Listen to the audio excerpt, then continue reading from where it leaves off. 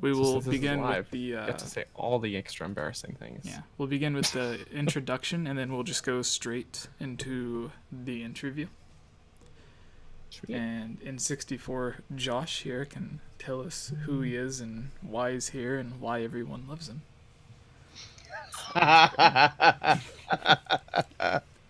Is there a link I can tweet out? Yeah. Yeah, I'll pop it Yeah, you posted there. in the chat here. There you go. Boom, there it is. There's our link. Actually, I'm gonna tweet this as well. What a swell idea. I'll hit my Discord real quick too. So it Sweet. yeah. Oh, nice. Come on, Twitter. Noti again. Loading, it's not that Hello, hard. Flamin' Gaming, Fake Real, Angel, Abigail, Adam, Anime. It's like all A's. It's the Whoa, A gang. The Freddy, A-team. Retro's here. Nate, like the Fuse. I can't spell. I'm Faye. Fake Real says he's Faye. Okay.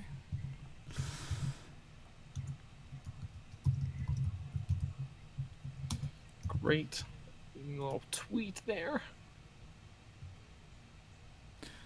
And sweet. Retro's Alright. apologizing for not making it to my stream today. Don't worry, Retro. It's okay, buddy. I love you. No, he's throw him away. Get a new Retro. No, you gotta get a new Spider-Man because I got he's a your new Spider-Man? Oh, yeah. I have you now, That Parker. says Subhumans. Okay, we got I was 21 actually playing people watching. Spider-Man, like, I think that's an hour enough ago. to begin. Yeah, I think so. All right. Hello, everyone. I am Jesse, or Game Over Jesse, as all of you may know me, here with us on episode 90 of the Hylian Gamescast, where we're going to be talking about the new Zelda Breath of the Wild 2, the new Pokemon Sword and Shield, our thoughts on them. Joining Daniel and I for the first time is our new best friend, N64 Josh. So, Josh, go ahead and introduce yourself for those who may not know who you are, and let us know why you're so lovable. New best friend, and why am I so lovable? Wow. I'm I'm not really sure how I'm supposed to answer that one, but yeah. N64 Josh, that's me. That's my brand. I'm a Nintendo content creator, whether it be articles on n64josh.com, videos on YouTube, live streaming on Twitch, whether that be Mario Kart or doing first looks at new indie games or just new games that come out. I'm kind of a content machine. I love to put out content. I host a couple of podcasts myself, the Nintendo Powercast, the Super Mario Maker podcast, Animal Crossing podcast. Just started a brand new show right here on YouTube called We Just Met, just talking about content creation and things like that. And so I'm a very busy guy, work a lot. And I don't know how to answer why I'm likable. I have no idea. It's those big, beautiful eyes. Is that what it is? That's gotta be it. That's gotta be it, huh? Okay. The beautiful All eyes. right. I love it. Big, beautiful eyes. Perfect. Yeah, so out of all of the stuff that you do, what would you say is the first thing that people should probably check out if they're interested? I mean, the thing that the podcast is probably the bread and butter of my content, right? Like the Nintendo Powercast, which is everywhere: iTunes, Google Play, Spotify. It's pretty much everywhere. That's my twice weekly Nintendo show where we look at Nintendo news. Sometimes we look at retro games, just kind of, a little blast from the past. I'll interview different people from the gaming community, some with history with Nintendo, some with Sega, some with PlayStation. It just kind of depends. It's just cool to hear people's story, to get to know them. Monday nights is our main news show. That's me and my co-host. He goes by Hate Zero. And then Thursdays, I usually just kind of do a solo thing where I just kind of, look at different pieces of news, or maybe I throw up a topic on n64josh.com and then we discuss it. All right. Daniel, do you have any brain melting questions you would like to ask? Probably nothing brain melting. Maybe some normal questions. Not good enough. Yeah, well, I guess for those who are wondering how this all happened, those watching us live in the chat here, we met Josh at E3 here, not here He in was LA. robbing a He was bank with and needed us. some help. That's how we getting met him. away. Yeah, that was exactly it. He was robbing a bank. No, so E3. I mean, that was an incredible time. I guess what was the big highlight for yourself though, Josh? Honestly, just meeting so many crazy people, right? Just there's so many just like crazy connections that were made. That's the thing I really want to say. Not crazy people. Crazy people are crazy, but the crazy connections that were made just with you guys and so many others. Like it was so nice to be a part of a community that wasn't just like this, was just screens, right? To be like face to face and get a meal together and I mean that was probably the biggest highlight, is just being able to hang out as a community. I will say you guys had to take off early, but getting to do the podcast from the floor of E3 was that was a pretty big highlight. I'm not gonna lie, that was a pretty big highlight. And so just setting up setting up the camera, turning on the lights, and just sitting in a glass room while people are walking by and kind of wondering what's going on. And it was really cool. That's pretty cool. I would say like that's probably the one moment that you just look around and you're like, oh, I'm kind of an important person.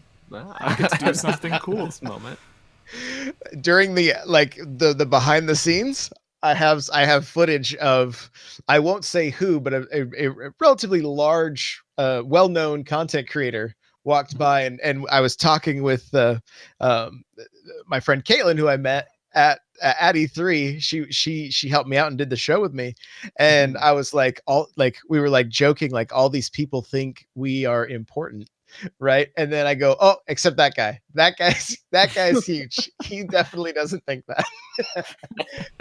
So yeah, I love it. It's almost a similar feeling to what I felt whenever I got to my seat at the Bethesda E3 conference.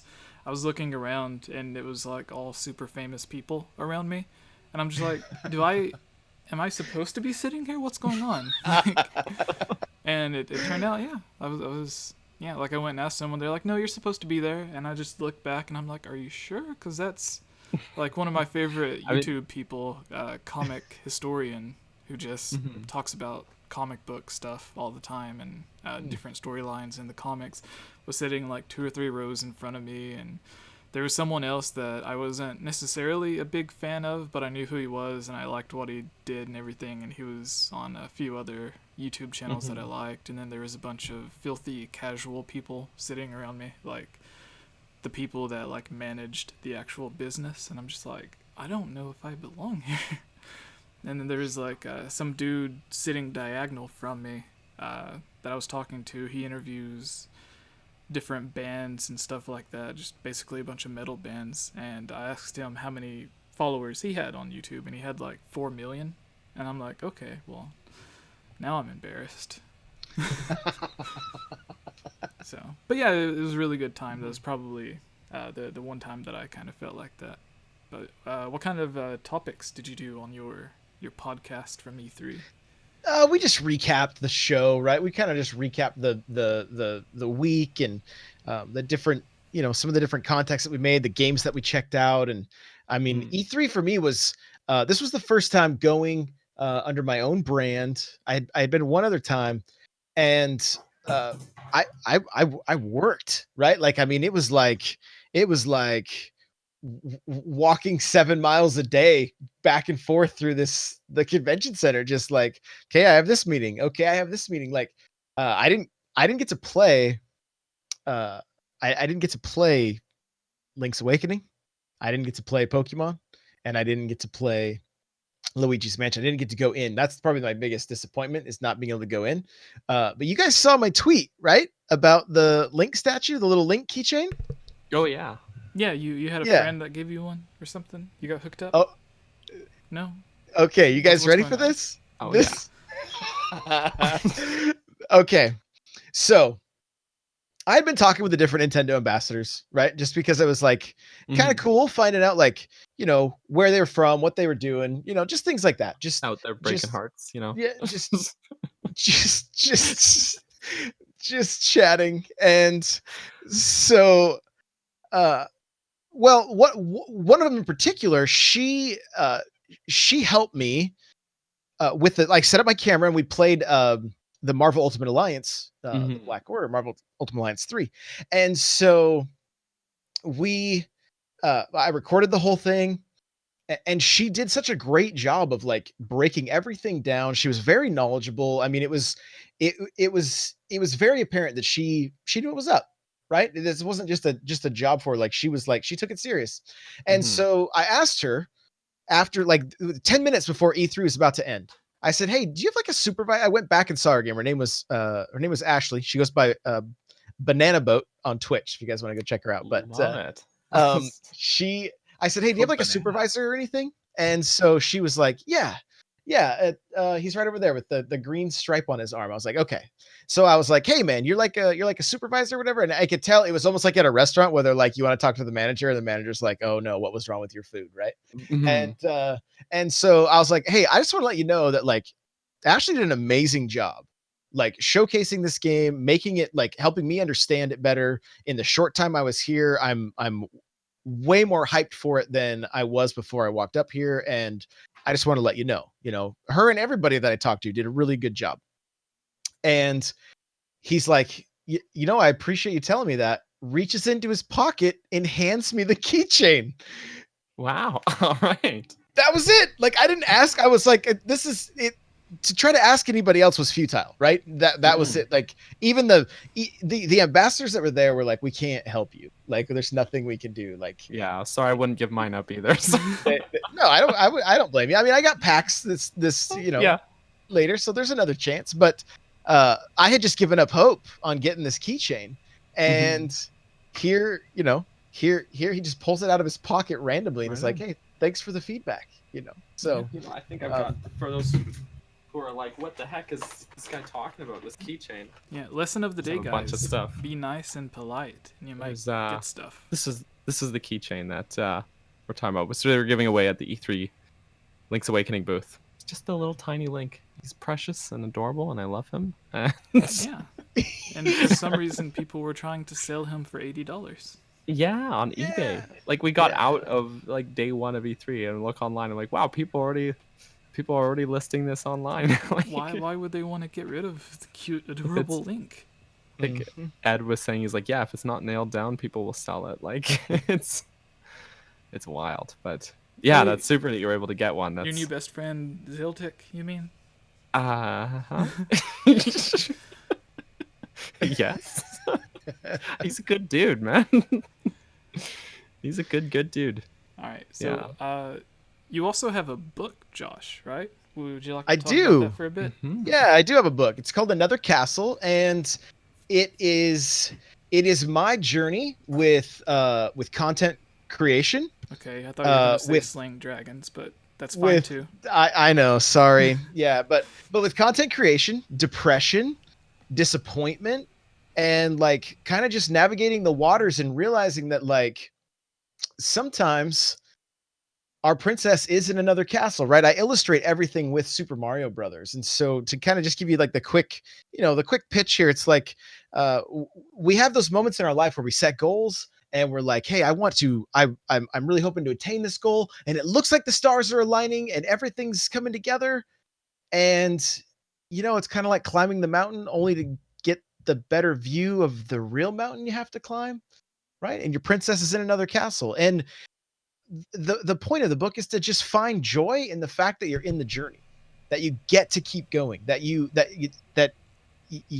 to try to fall in love with the process of whatever goal it is you're trying to complete. And so that's it. It's on Amazon. It's on Audible. And it's not a super long read, and it's like I think you can listen to it in about 2 hours. It's me. I recorded it. It's my voice. I was just gonna ask if you actually did the narration for it. I did. Yeah, I did. Nice. I did everything. It's kind of a little hack of mine when it comes to writing. If I record the audio, I automatically proofread, and then I can change sentence structure while I'm doing the audio, and then just stop the recording and write the sentence the way it should be, and then keep going. So nice. There's a little pro tip for you guys if you want to record your own book. Nice. I'll just have to get good at writing first. Nah, then I'm right there. If I can write, anybody can write. Yeah, that's the one thing that I like transitioning from writing for different gaming websites to doing my own videos is I do not have to worry about punctuation or poor grammar or bad spelling, because when you read it out loud, it doesn't matter where the comma is or what's capitalized and what's not. You can just fix it in your head. Yeah. So there you go. But I've it's on my list. I've yet to actually check the book out, but I know Chublima, who couldn't be here today because, well, she says it's because she's buying a couch, but the real reason is because Josh is replacing her full time. Whoa! No, just whoa! I'm kidding. She's buying a couch, but she mentioned that the book actually helped her get through a hard time, and she really recommended it. So, yeah, it's definitely going on my list here. So, is there a link I should throw down in the chat here if anyone's interested? So n64josh.com/another-castle takes you to the paperback, and then n64josh.com/audible takes you right to Audible, to the book on Audible. So, Daniel, do you have any final questions before we move on? I don't think. No, I don't. No? All right. No. Josh, for those who fell in love with you during your time telling us about your lovely self, where could they find you? What could they type in if they wanted to catch up on your Twitters or whatever? It's N64Josh everywhere. Like, wow. everywhere. Like, I mean, yeah, all the places. Like Twitter, Instagram, Snapchat. I always jokingly say farmers only, if that's your thing. Like, it's N64Josh. I think the only one I just don't use that much is LinkedIn. I think that's the only one. But I mean, everything's N64Josh, and the hub for all my content, n64josh.com. So, and I love to talk games, guys. Like, I mean, hit me up on Twitter. Like, I love to chat, and it's cool. All right, and there's a lot of people asking in the chat here. Gibbs just says he's in love with me. I just wanted to see. That's Can how you easy blame it him? is. That's how they fall in love with you. But there was a lot of people here mentioning the very sad thing that happened earlier. Whether you're a fan of him or not, Etika has passed away. He was dealing with some stuff for about a year now. Do you guys have any memories, or did anyone get a chance to talk to him, meet him in person? I know some of the other Zelda people that I'm friends with were really close to him, so I don't know if you guys were, or if you have anything that you would like to say about it really quick. I didn't know him. I saw his content. He seemed to be well loved by his community, and I think the only thing that we like, one of the things to say is, like, if you're in that place where you're hurting, like, reach out to people, there's numbers that can be that you can call. Like, don't, like, as alone as depression feels coming from somebody who has dealt with it, there's people that will listen. So, it feels like one of the problems with depression is it feels like it's your own journey and nobody else has experienced it, and it's not the case. The more you start having conversations about it, the more you find out there's a lot of people that have dealt with it and that can come alongside you and help you out. And so I think, I mean, yeah, that's it's important. Just find somebody to talk to. Yeah, I think I'm in the same boat. I never actually was not a follower of his, or I'm not that familiar with much of his content. So I just, I just one of those names that I know because he's very big in the community. So, but I mean, it's never, no matter how well I know the person, it's always a heavy subject to, and it's always saddening to hear when things like this happen. So I put on my Twitter at least a bunch of hotlines as well that, that there are resources out there as well. I see even a lot of workplaces will also offer things like that, counseling, for free and things. So yeah, absolutely. I can't speak. I never met Etika. I don't know him or anything. But if for anyone who is going through a hard time, um, even if you just want to message someone on Discord or on Twitter or Facebook or whatever, or find out if that's something, if counseling is something available to you. Otherwise, there's always hotlines, right? So, yeah, it's it's heavy. I don't know how to approach subjects with seriousness, so that's not my strong suit. But yeah, it's tough. And I know he had a lot of fans who are really, including Kayla, who's not here, who are really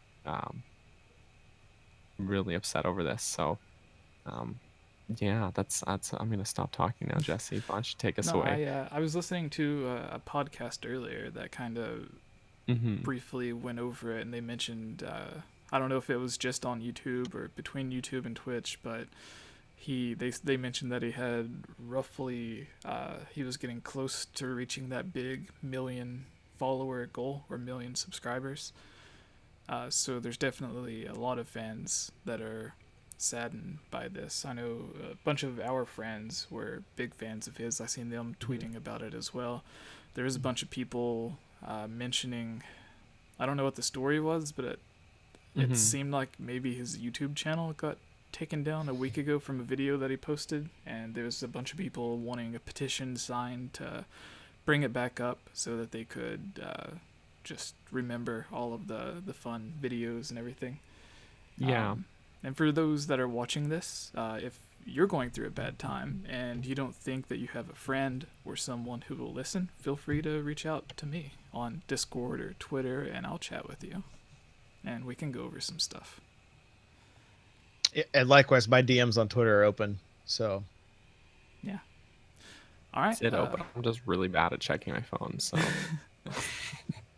But yes, no, but definitely reach out, even if you think it's someone that won't reply, or no, I don't think there are as many people that are too big a deal or whatever to not respond to someone who really needs help, right? So at least I would hope not. So all right, but yeah, what's next, Jesse? For the first news topic? The news. Let's. Breath of the Wild got a sequel because they had too much DLC. Wait, there's basically a sequel? Maybe. it could be a new Cinderella game. I'm not sure. Oh, that sounds. That sounds Disney's right. Getting their claws into all the studios, so. Sounds right. So this news comes from Kotaku. Their headline reads, Breath of the Wild is getting a sequel because the team had too many DLC ideas, and other info from Zelda producer, written by Jason Schreier. Jason Schreier, yes, that's it.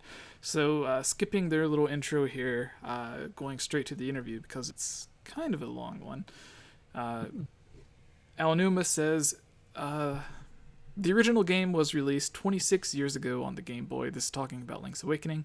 Getting that Game Boy version is a little hard to do these days, so I've wanted to remake this game for a while. When I create a remake or reimagination, I don't want to just make it completely the same. I always want to incorporate new elements. For even people who have played the original, I want it to be a fresh experience. So I was looking for that opportunity. There was also a discussion separately of an idea of incorporating something where users can arrange something on their own in the game. In Zelda, I was thinking what that could be.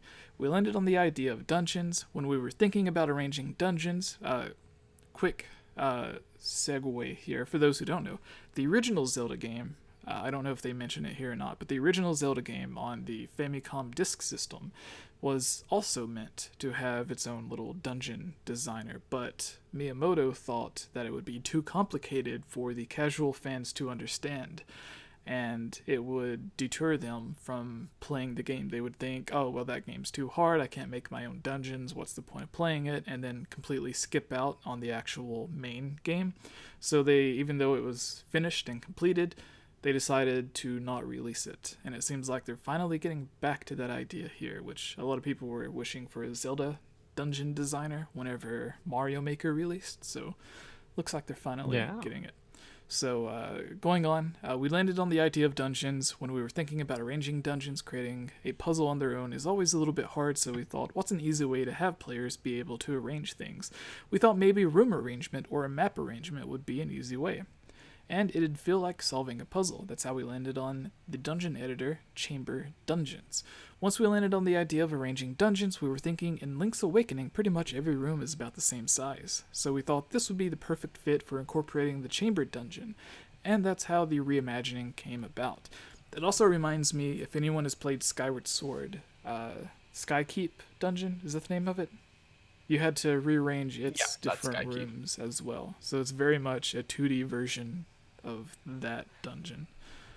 Yes and no. I think this is a lot more customizable. Where Skykeep was rearranging was the puzzle of the dungeon, was just moving the rooms around. But yeah, this is going to be a bit more of a user end sort of based experience. Yeah. Not quite as in depth as Mario Maker, but that game's just it's brilliant. But yeah, and but go on. Moving down to Breath of the Wild 2.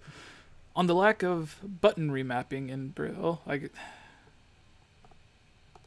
where's it at? It was just here. Oh well. Anyways, when we have a button arrangement, we very much put thought into how we do it because there's a specific way we want players to feel in some ways. If we freely let players do customizations on key assignments and such, I feel like we're letting go of our responsibility as a developer by just kind of handing everything over to the users. We have something in mind for everybody when we play the game. So that's what we hope players experience and enjoy as well, but we understand also that players have a desire for free customization. Schreier says, also physically disabled players might not be able to play the way developers intended. Aonuma responds, definitely, that's a very good point, and that's something we'll keep in mind going forward, thinking about it. On innovation in Zelda, Schreier asks, when we talked in 2014, you told me you wanted to reconstruct the idea of puzzles entirely. What do you want your next big innovation to be? Aonuma laughs, I can't tell you. Sad. We want to know all the Zelda stuff. Schreier says, I mean, from a big picture perspective, similar to the idea of reconstructing Zelda puzzles in a Zelda game, that's a good challenge. What's the next big challenge for you? One thing we learned from Breath of the Wild is that when we focused on creating a dungeon that has multiple solutions, it turned into this great title. That's one thing I want to polish up and use for inspiration going forward. I thought Breath of the Wild was a masterpiece. A lot of people did. But is there anything you wish you could have done better? I can't really speak to that specifically. I might use the ideas I have for a next Zelda, or whatever Zelda series I might be working on in the future. It goes on to talk about work conditions, and then on the Breath of the Wild sequel. What made you and the team decide to make a sequel to Breath of the Wild as opposed to a new Zelda game? Aonuma replied, when we released the DLC for Breath of the Wild, we realized that this is a great way to add more elements to the same world, but when it comes down to a technical... I cannot talk, words are hard. But when it comes down to technical things, DLC is pretty much data. You're adding data to a pre-existing title. So when we wanted to add bigger changes, DLC is not enough, and that's why we thought maybe a sequel would be a good fit.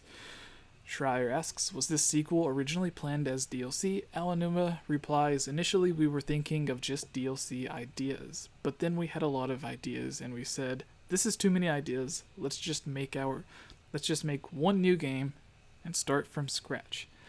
Which technically they're not starting from scratch since they're using the same Link and Zelda models in the same main overworld. But I get what he's saying. Yeah. Yeah. I just imagine him at a desk, like they have this meeting and they're presenting all their ideas, and Aonuma just sitting there like, this is too many ideas, guys. Literally his words in the meeting. Too many ideas. This is too many ideas. Yeah. We also learned Aonuma may be moving away from the Zelda series, sort of like what Miyamoto did, because he got a promotion, which might mean Fujibayashi, the director of Breath of the Wild, might be said that name with way better than I could have. Fujibayashi? Yep, that one. Okay. It's probably the only Japanese name that I'm good at, or can pronounce without stuttering, so But yeah, Josh, since you are our guest, what are your thoughts on this? Are you more intrigued by a Breath of the Wild 2, or would you have rather seen something completely different? Like going from Wind Waker to Twilight Princess to Skyward Sword, or are you more of like Ocarina of Time to Majora's Mask, Wind Waker to Phantom Hourglass, Breath of the Wild to Breath of the Wild 2? Am I allowed to say I've never played Majora's Mask on this show? That's No, fine. you're not allowed to. I mean, not allowed. No, it's not your fault. You could never find the expansion pack. It wasn't your fault. You actually, I have one sitting right next to me. Oh shoot! Right. I was trying to save you. I'm trying to give you an out from the fans. I have a couple of those in my collection right now. So, I even have Majora's Mask on my 3DS. I just have never played it. So, look, like, I'm all about it. I don't care if it's a new game. Like, I loved Super Mario Galaxy and I love Super Mario Galaxy 2, and I felt like 2 was probably the better game because they could take what they maybe wanted to fix, and then they fixed it, right? And you guys know, I think, because I don't know if it was, I can't remember who I was talking to. Right as they it was the guys from Game Explain in the media room. I was like, as soon as that thing was done, there's massive buzz, right? And I was like, this Zelda game the sequel has dungeons. Like, that was a dungeon. It has to be a dungeon, right? And so that's the only thing I felt like. I love Breath of the Wild. I couldn't put that game down. Like, I couldn't stop playing it. I played that game continually, like 122 hours or something, right? And then you remember when that DLC came out and you could see where you'd gone on the map, and it was like, I've never been there, like that was that was great. Yeah, that was crazy. So I mean, I'm all about them getting. I mean, the other question I've had, honestly, is like, what is Nintendo gonna do in year 4? Because we had Zelda and Mario, right? We had Mario Kart, which is a port. Technically, Breath of the Wild is a port. So, this is going to be the first Switch Zelda title. And I mean, like, and so let's see where it goes. I hope the bosses are a little more interesting, right? Which it kind of already lends itself to that. Just looking at that creature coming back to life. And so, I didn't necessarily love the Divine Beast and whatnot. I kind of thought they were a little lackluster for what I would hope for in a Zelda game. But overall, just if they can expand on that world, that overworld, give us new places to explore and new, like, do you remember the first time you saw the dragon flying around in Breath of the Wild and the shadow and everything? Like, that was unreal. It was just like, what is this? And how do I kill that thing? And what? Like, I loved that aspect, all those different aspects. And so if they can take what made Breath of the Wild so magical and then add to it just a little more of like an original Zelda formula, sign me up all day. Like, I'm down. And if that means we get it sooner than later, then by all means. I agree. I think that's the magical thing about video game sequels, is that they can really do that. They can take a foundation and they can pick apart the things that aren't, maybe you need refining or things, and just really build on the foundation that they've laid already. And with other forms of medium, you just don't have that same sort of opportunity to make something the same but newer and better and different. It's essentially the George Lucas effect, but it doesn't get screwed up, right? Yeah. That's what it is. It's like they get to George Lucas their game, but they actually get to make it good versus the special edition Star Wars. That's a good way to put it.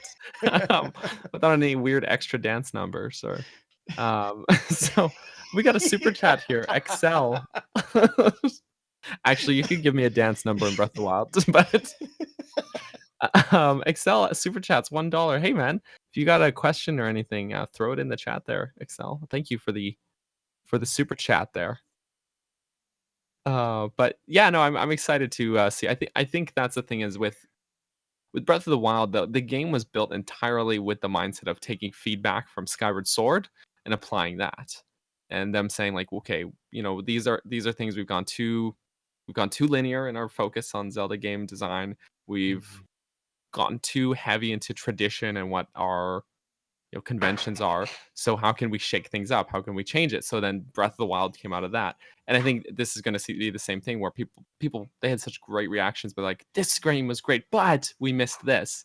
And I think that's what we're going to see with this new title. And yeah, I agree. I'm hoping that big shot of it looked like a dungeon entrance, that there was one shot in there. It looked like a big doorway.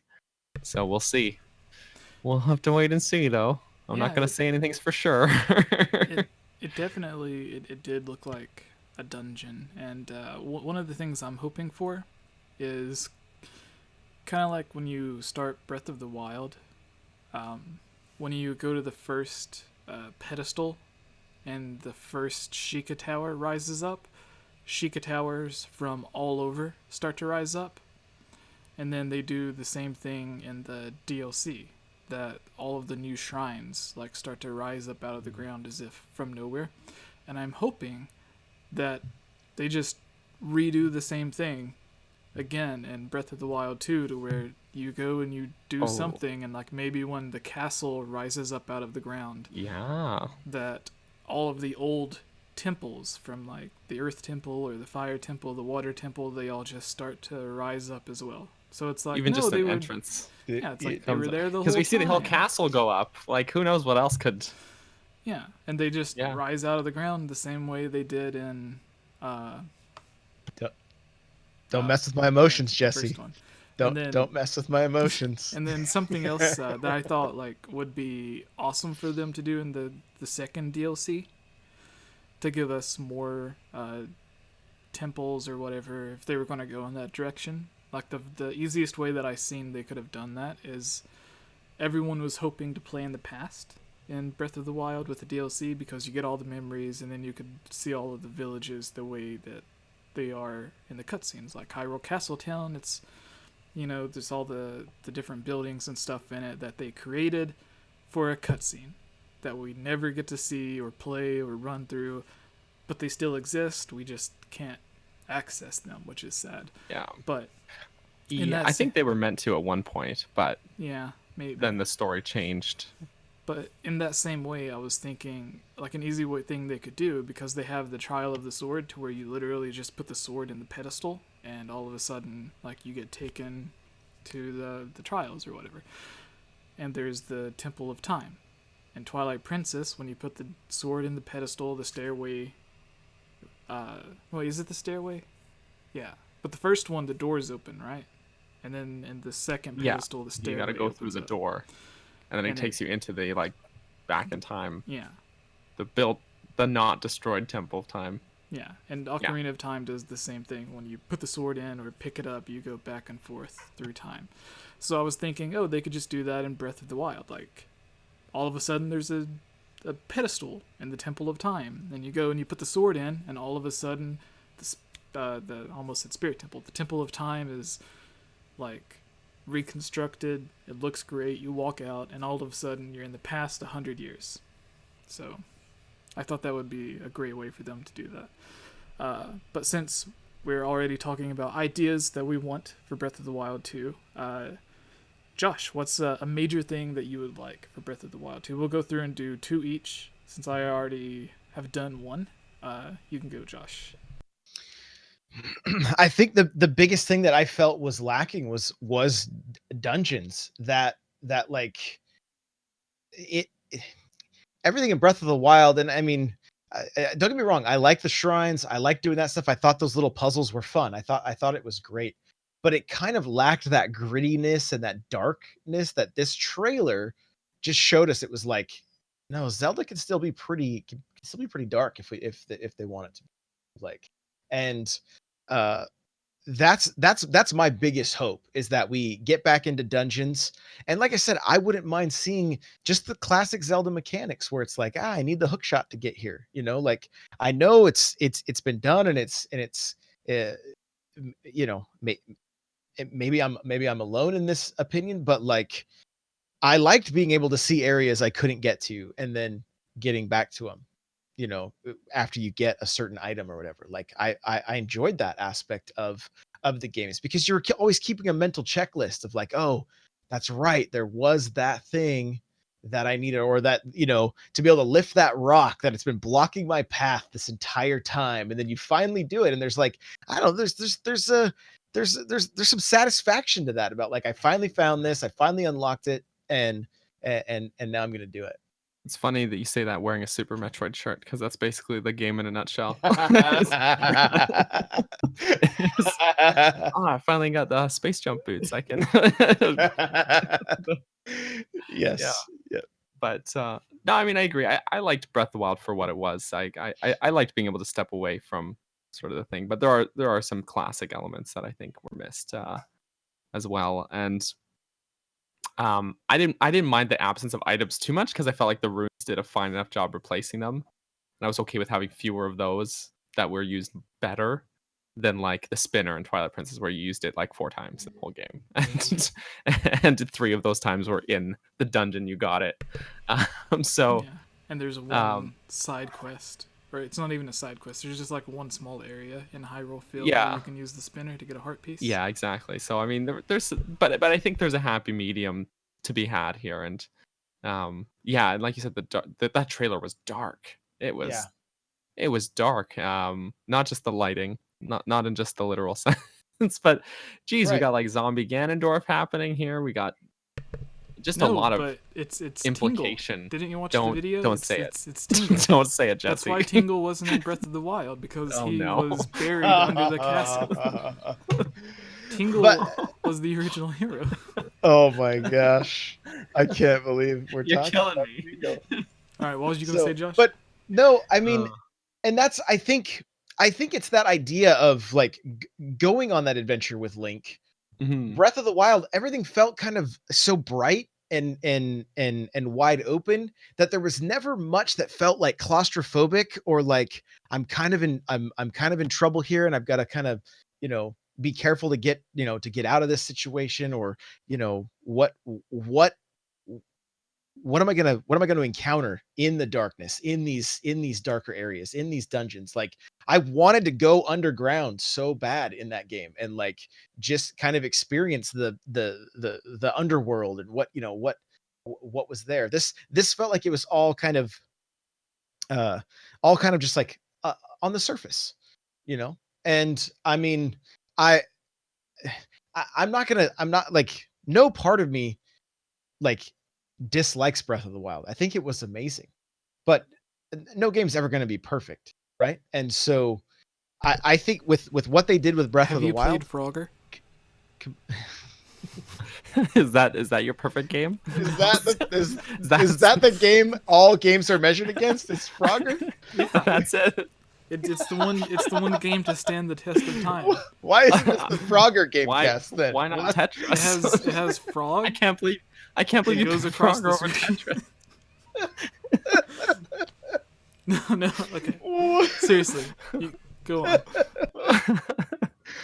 No, and I think one of the, I mean, that's the big thing. It's just that going underground and the exploration that's there. There was plenty of exploring in Breath of the Wild, but it was all on the surface. There wasn't like, can I go this way? Do I need to have a torch so that I can see? Is my pathway not? I can remember one area that was like kind of dark and everything like that, but it just didn't. None of it ever really had that claustrophobic feel of like, like I'm in a dungeon and this is I want to fight my way out of this, or find my way out of this.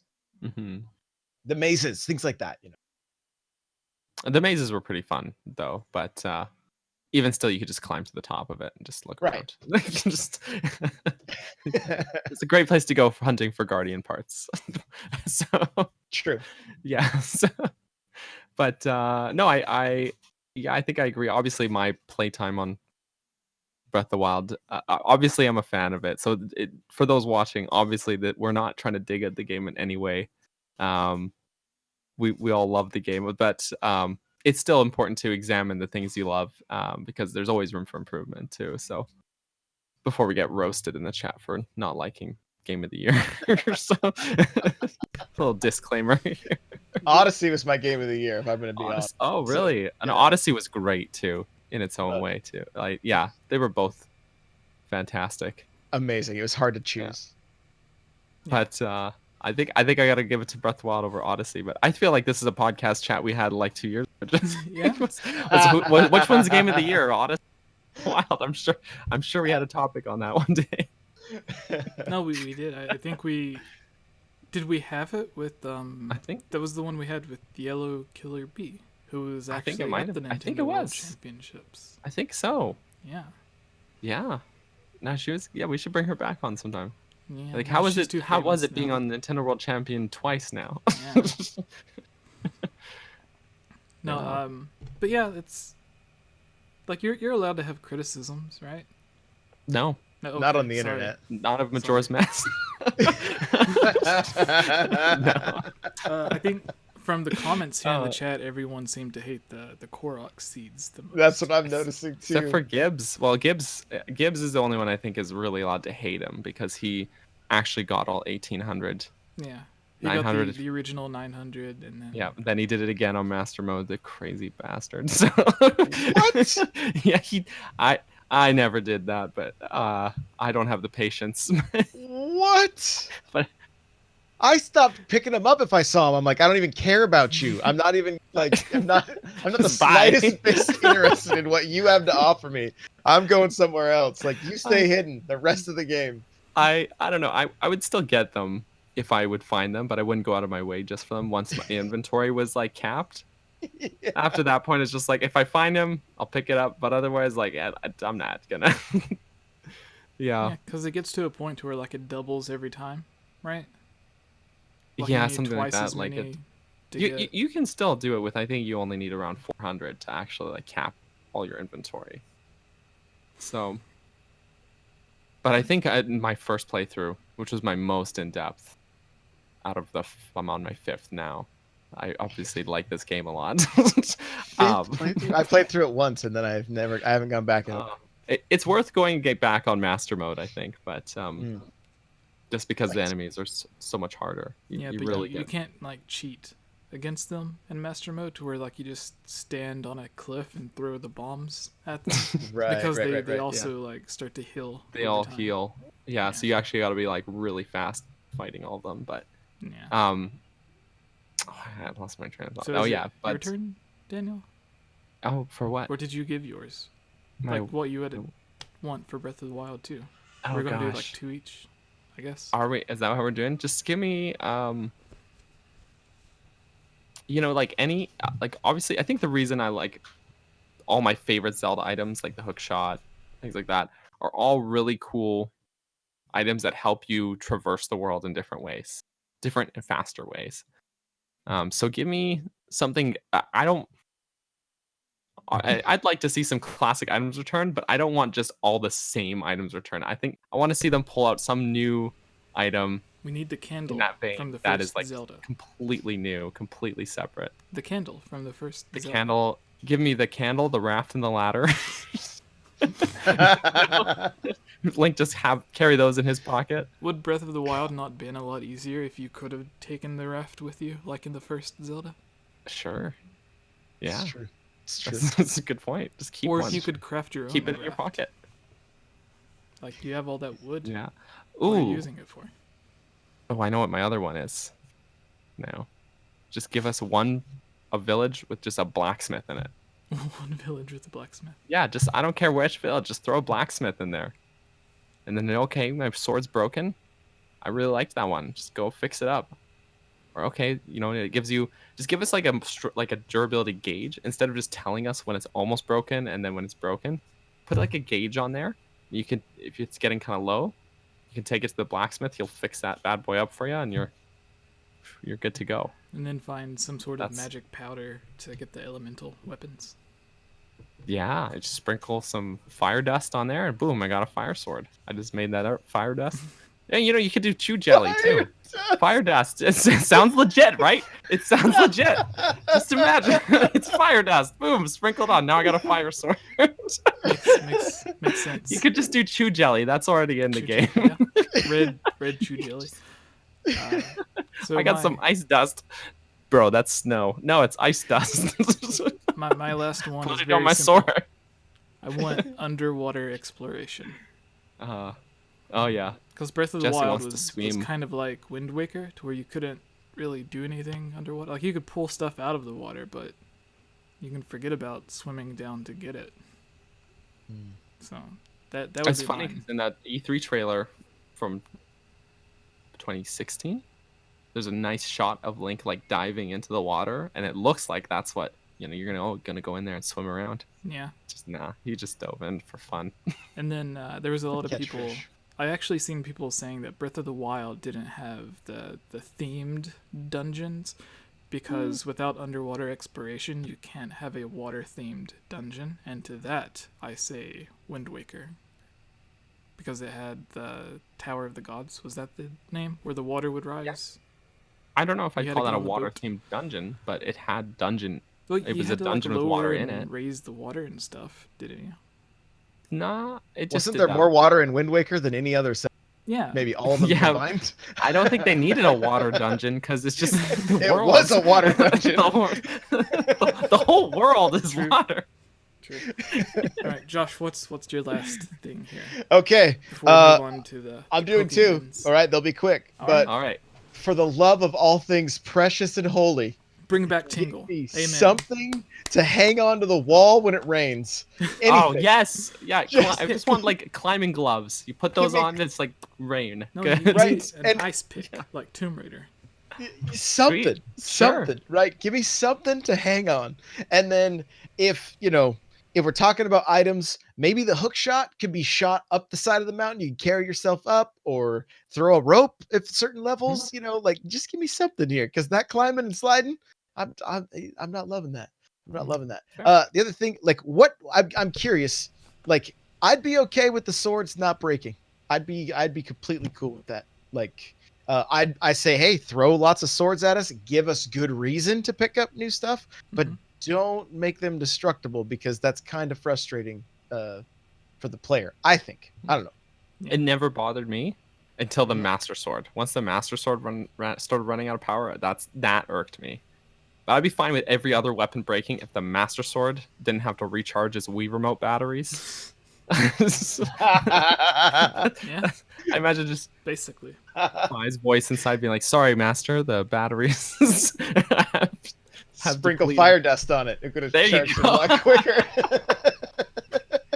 Problem solved. But I mean, it's the Master Sword, like how much does Link put that sword through in every other game? But in this game, the sword just decides, I need a break, man. Just let me relax for a minute before killing more moblins. Like, yeah. So, yeah, like if they gave you a plethora of other weapons to pick up and whatever, and you're all good with that, but the Master Sword was just the one in your inventory that never. It was like your pistol, you play Resident Evil or whatever, you get to pick up all these other weapons, but no matter what runs out of ammo, you've always got your pistol when it comes down to it if you need it. Except So do you want the Master Sword to feel weaker? That's not what I'm saying. I just want it to be fixed there, and just I want the Master Sword to have infinite ammo. You want infinite ammo? Yes, there you go. But it's also like one of the strongest weapons. Yeah. What about this? A compromise. It doesn't break, but it like goes down to like 10 damage. Oh, so you can keep using it, but it gets weaker. Yeah. The regular weapons or Master Sword? Which are we talking about? So instead of the Master Sword needing to rest or whatever, it just goes down from like 30 or 60, however far you have it leveled up, down to 10. So it's still like an average to weak weapon, and you can still use it. Sure, that's a compromise. I could deal with that. I'm down. Sign me up. Sure. I guess, I can live. Moving on to Pokemon, or was that your 2, Josh? That was technically 3, but it's all good. It's all good. Okay, all right. Also, thank you to the 63 people that are watching the podcast this late. I don't know what time it is where you guys are, but it's 11 for me. So For all of you guys staying up past your bedtime. Thank you. No, so the final topic is kind of it's one or two topics in one. It was just kind of weird. I wanted to get your guys' opinions of it. I've seen it on, like, posted by a bunch of people on Twitter, so there wasn't like an exact website that had a source for it. Basically, for some reason, a lot of people are hating on Pokemon Sword and Shield, especially after E3. One, for not having the complete national dex where you can have every single Pokemon on there, which at this point would be over 1,000, I believe. So many. The second is the graphics. They say, like, they're comparing this open world Pokemon game to the open world of Breath of the Wild, and saying it basically looks like a GameCube game instead of an actual thing. And I'm like, no, the Pokemon GameCube game was Pokemon Colosseum. Pokemon Sword and Shield looks 10 times better than that. And the one thing that they were commonly using is like a close-up of a tree. Oh, the tree texture. Yeah. Saying, like, comparing it to Breath of the Wild, and they're like, this looks like worse than an Ocarina of Time tree. And I'm like, it's a completely different art style. Like, where Breath of the Wild's a mix between, like, cell shading and realism to where it kind of looks like an anime. Pokemon, like, it's meant to look like the cartoon. You're not going to get realistic trees in the cartoon. They just want you, like, they want it to be fun and adorable so little kids will love it. And they did that. Like, no one's asking for Detective Pikachu, the movie, the game. They're not? Well, they could be. They could be. I think they are.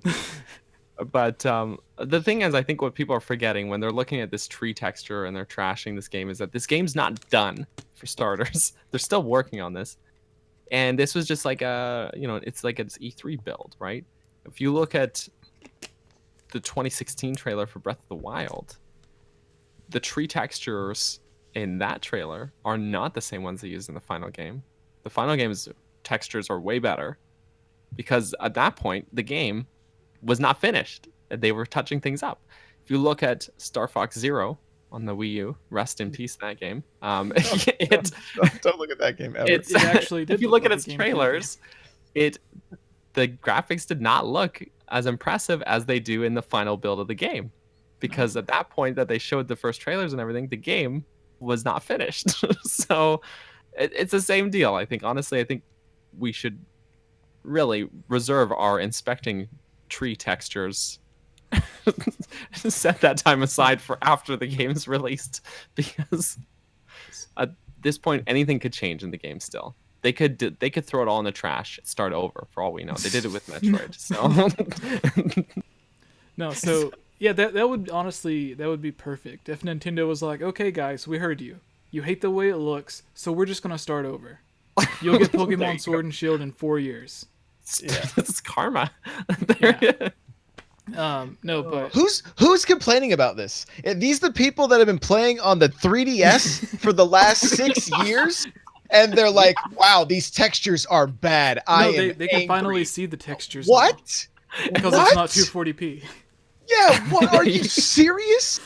Like, I don't get the, I don't understand. It's like people wake up and they're like, what can I be pissed about on the internet today? And they wake up and they're like, did you see the textures in that tree in Pokemon? Let's burn it down. Let's burn it down right now. You know, like, why? No, Like, this isn't Breath of the Wild. You can't burn down the foliage. Oh, I guess. Oh, yeah. you can't burn it.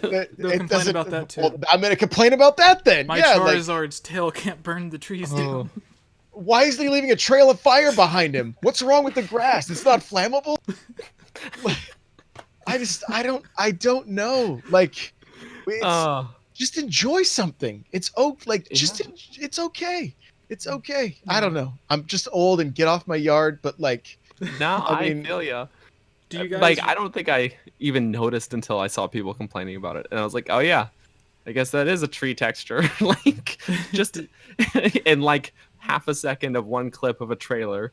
Like, yeah, no, just people I think get worked up over anything, and they're calling Game Freak lazy. One of the directors of the game deleted his Twitter account because of all of it, because people were just getting that I hate insane. this kind of stuff. It just, people, like, calm down. Did you guys see, or do you remember? I know Daniel and I covered it, but Josh, you remember when everyone was complaining when Spider-Man on PS4 released? The puddles! The puddles, they were Yeah. like... Puddles! They were like, There's not as many puddles. Sony ruined Spider-Man's graphic quality because they took away the puddles.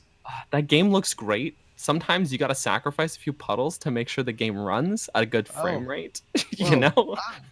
Like, why do people get upset over it? It's not even that they made it look worse. They just, like, rearranged the way the puddles were. And then they were like, the puddles aren't as big. They downgraded the quality. And it's like, it's a puddle. It's a puddle, dude. Like, maybe it just didn't rain as much, like, during the actual game. Like, the demo, it just rained more. That's a good point.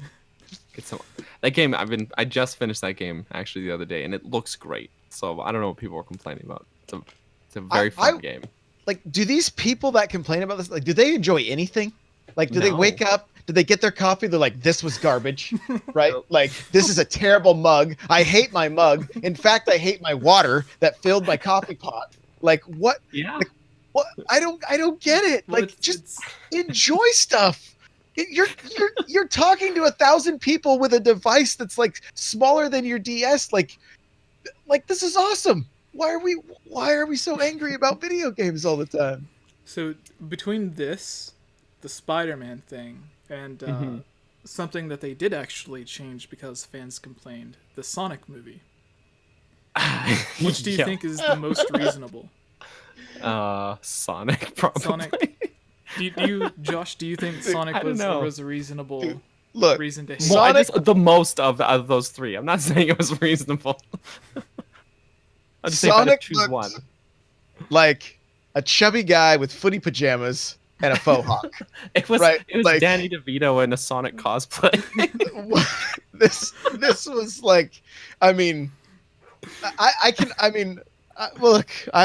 right, okay, touche, but. Yeah, come on. Did these guys never look at Sonic? That's one thing. But like to freeze a shot and go, the texture on this tree is making me so angry right now that I'm going to bother the person that made it so much that they're going to delete their Twitter account. Right? Like, it's the world we live in now. But a movie trailer about a character that we've known for close to 30 years, come on. I mean, come on. Video game movies, they got to step it up. We've never really had a good one, right? Yeah, it's like all they had to do to get an idea of how to make Sonic look in a movie is go watch Wreck-It Ralph. Yeah. Sonic looked great in it. That was a movie where Sonic was in it. And Sonic no one looked at it and was like, that's not Sonic. Everyone was like, oh, okay, it's Sonic. It's fine. I'm like, they're like, Sonic's in a movie. Wreck-It Ralph's the best video game movie. There we go. It's basically Mario Kart. A Mario Kart movie, but they didn't get the licensing. Yeah. Well, it had Bowser. Was that a dad joke? That's it. What? Did you mine? Something about Mario Kart movie and licensing? That's all I heard. Like no. Wreck-It Ralph. Like the second half of Wreck-It Ralph is basically Mario Kart. I was like, I can't. Licensing. Like, oh no, I didn't mean for that to happen, but I don't take it back. I figured. I have like a radar for dad jokes. I'm like, wait a minute. I think we all are. This is a bad. So. Yeah, we are. So I mean, this is a bad combo. Or then 10 dads. Call up the actual channel and the 10 dads. Kayla or Ilya here to break down the dad jokes. No, so I guess. Does anyone else have anything to say about the tree? No. Okay, so we talked about the tree, but the national decks. Yeah. Yeah. Like someone, I don't know this, but someone said that you couldn't get all of the Pokemon in the last two Pokemon games. So Sun and Moon, Ultra Sun and Moon, and of X and Y, Pikachu and Eevee thing. Oh, okay. Like you couldn't have all the Pokemon. You could only get the Kanto ones, so that makes sense. Yeah, so they were like, for the past 5 years or so, you couldn't get all the Pokemon anyway. Why are people complaining about it now? Because people, I think, were setting their I don't know. I don't want to say setting their expectations too high, because it's okay to have Mr. high Well. expectations, but Jesse is so check. Jesse is my dad. Mr. Well, you okay? I am not your dad, Alexis. you okay over there, guys? You guys. My daughter is in the living room watching Pokemon. Unless this is a fake account from a 3-year-old. Jesse, are you my dad? No. I think Kayla was all of our dads at E3. She kind of she was our manager. Yeah, she took us everywhere and talked to everyone. Yeah, she was our manager. Yeah. So Pokedex, right? Yeah. So people are upset, but I like, for me, I don't play Pokemon to like, I don't get into a new Pokemon game. Oh, I can't speak. I do not start a new Pokemon game with the mindset of like, I can't wait to fill out all 1,000 Pokemon in Pokedex. Like, I gotta get those entries. Like, no, I just want to play Pokemon. I want to catch Pokemon and battle Pokemon. I, meet new characters and stuff. Level the hell out of the starter, and that's just what I'm in it for. I'm not in it just to like do a checklist of things, So completing the Pokedex was never a deal breaker for me. In fact, I've never played a Pokemon game and actually completed the Pokedex before. So that said, I haven't played them all. I haven't played that many games. I started with Sun and Moon, so maybe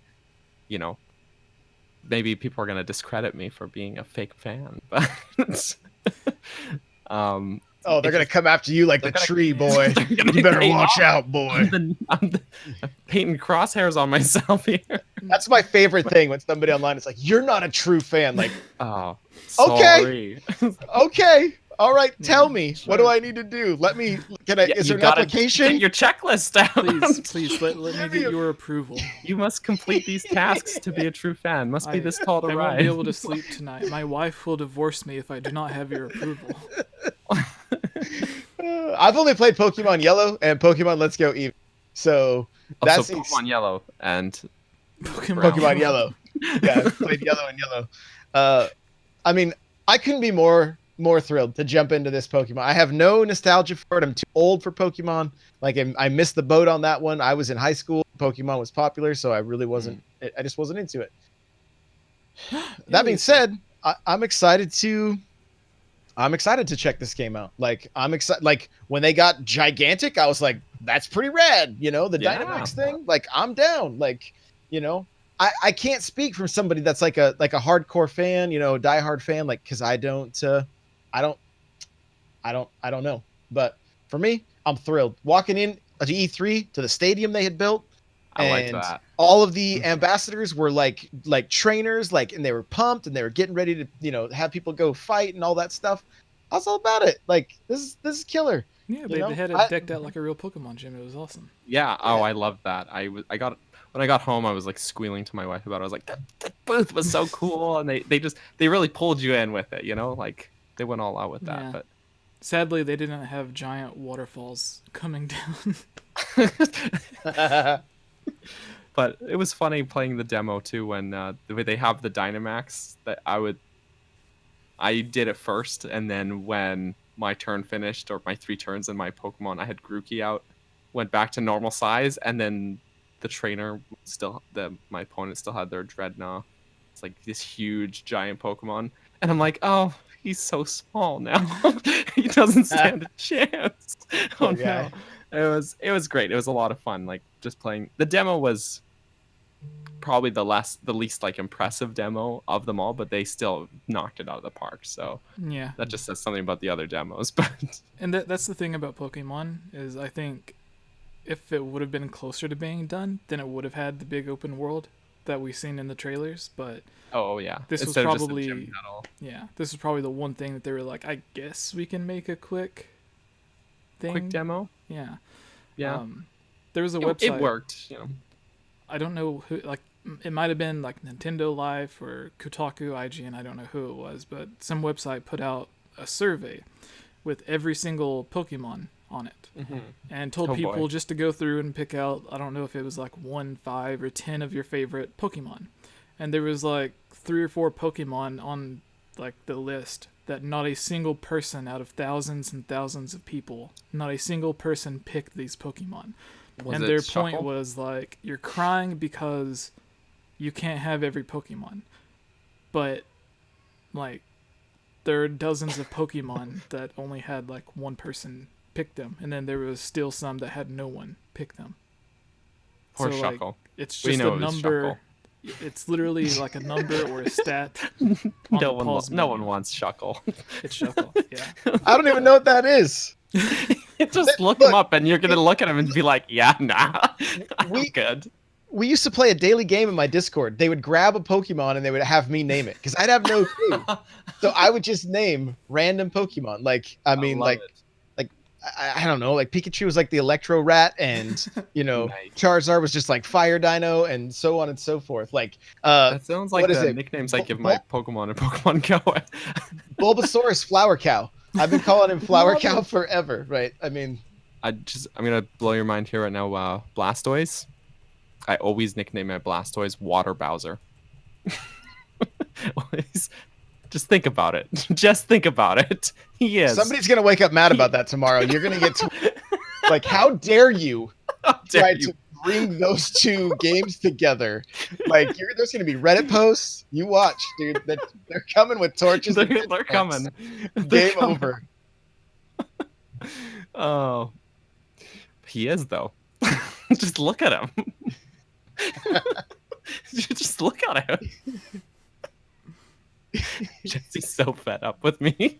No, I'm just. All I see on Jesse's face is regret for inviting me on this show. No, I love Flower Cow. He's my favorite. I'm into it. Flower Cow. Water Bowser. I'm into that. Yeah. But no, just try and imagine in your mind what a Pokemon called Shuckle would look like. That's Shuckle. just try and imagine, like, he's the red turtle. He's kind of like a red turtle, but instead of hands, it's just it kind of sounds like it sounds like an opened oyster. That's what it sounds like. His hands look like the Powerpuff Girls hands. Like they're just round. They're not. He's not. He looks like he's got trouble. Like, he's gonna have trouble just getting anywhere. Like, how does he walk? I don't know. He's just having a hard time. Right. The first one that started this was the Cloud Turkey. I don't know what it is. It's like turkey. That was the first one. Oh no! Who's the Cloud Turkey? I gotta get in on this Discord here. People in the chat, let us know which Pokemon you think is Cloud Turkey, and we will see who is correct. Yeah. I have no clue what its real name is. It's always in my Pokemon Go. Maybe Swablu. No, Alexis. I will not. I might be myself. I'm thinking it's Swablu, but that makes the most sense. Okay. It's a blue bird and it has clouds for wings. It's Swablu. Oh, I know that. Definitely Swablu. I know that one. Cloud Turkey. I don't know the name, I like but Cloud I know Turkey who it way is. better though. All right, so we can. Are you gonna get a job at Game Freak? I'm start ready. naming Pokemon. Like, let's do this. People are gonna be mad at the next Pokemon game. Spaz Who says came up with these names? Altaria. I don't know who that is. Alexis says she's a Cloud Turkey. Oh. There you go. All right. Swablu, Altaria works. Okay. So, hello everyone, and welcome to the Zelda Mailbag, where we answer your Zelda or Nintendo-related questions. Today, since I need to hurry up and get my daughter Act together. Yeah. And Daniel, I think Daniel said he needed to leave to do something, put his own. Well, if we're just in doing the bed or mailbag, something. I've got time. Yeah. So Yeah. we're just gonna do 3 questions, one I- each. I thought you were starting the show over. Like, Yeah, No, starting. no. I was like, are we on take 2 now? Metroid Prime 4. This. The Starting the mailbag trash and start gets over. separated from the rest of it and put up as its own video. So, Oh, I see. Okay. so everyone, Spoilers. put up your questions. If you want Josh or Daniel to answer it, you might be able to get their attention if you tag them. But no. I'll start by going ahead and picking a question from Abigail here. Says, if Zelda is playable in the next Zelda game, what abilities should she have that differs from Lynx? First thing, don't know who Lynx is. Second thing, Zelda's playable in every Zelda game. Jeez. They've forgotten apostrophe. Zelda is playable in every Well, excuse me, princess. No, so what do you guys think about that? Like, there was the interview really quick where Aonuma, after Breath of the Wild, said that he wanted, well, even before Breath of the Wild, when it was just known as Zelda Wii U, he said that he wanted to make a 3D multiplayer Zelda game. All the multiplayer Zelda games have been 2D.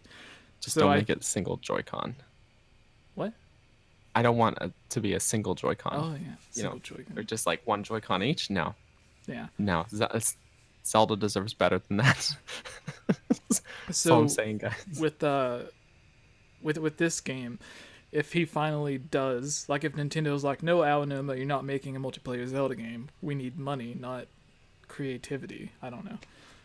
So if he finally does get to make the multiplayer Zelda game, and you can play as Link and Zelda, or one or the other, what would you guys feel or think about that? Like, do you think it's time that we could swap out between Link and Zelda? In the game that Josh didn't play, there was a segment in Majora's Mask where you could switch. Why are you calling me out on the second part? These people didn't know about the first part. All right. Okay. No, but there's a part in Majora's Mask. There was a side quest where you had to go in this little mini dungeon, and it was like the rooms were separated by like a giant. Just like a conveyor belt in the middle of the room. Yeah. That separates them. Yeah. And you could swap between Link and Cafe or Cafe. Yeah, whatever his name is. I don't know. Purple-haired dude. You could switch between them. Like, you'd have to go step on a block with Link, and then you'd have to go step on a block with him. I feel like Zelda Spirit does Tracks that, is almost a better comparison, though. Because in that game, you could actually, like, basically toggle between playing as... only in the dungeons, but you could toggle between playing Zelda. as Zelda. Ghost Zelda still counts, though. Yeah. So, Josh, since you are our guest, what are your thoughts on that? Would you like it more if you could play as Zelda? I like options. Cool. Right? Like, I'm down. I'm not like, no, this is a boys' game. We should play as Link. No, of course not. This is a man's game, John. Only men. Come on. Only men can collect flower people. Yeah. Cool. Come on. Yeah. No, I mean, it ultimately depends on the gameplay. Like, are they going to make, like, is there the potential for some co-op? Is, what's the story? Like, if they're adventuring together, then by all means, right? Like, all the past games have always been about rescuing her, right? I mean, that's the majority of them anyway. And so, game that Josh never played, that you don't have to. Spoilers. Dude, really? This is a different video, Daniel. They don't know. Man. Go on. Cut it out and Go on. No, so, and I think it would be great is if, if there is that co-op aspect of it, cool. If not, if you are still adventuring together, that she may have some abilities that Link doesn't have. And, that in order to solve certain puzzles, you've got to switch over to her character and then back and forth. And, she may have some strengths that are Link's weaknesses and vice versa. Like, I'm all for it. Like, let's explore that. Like, I mean, why not? Yeah.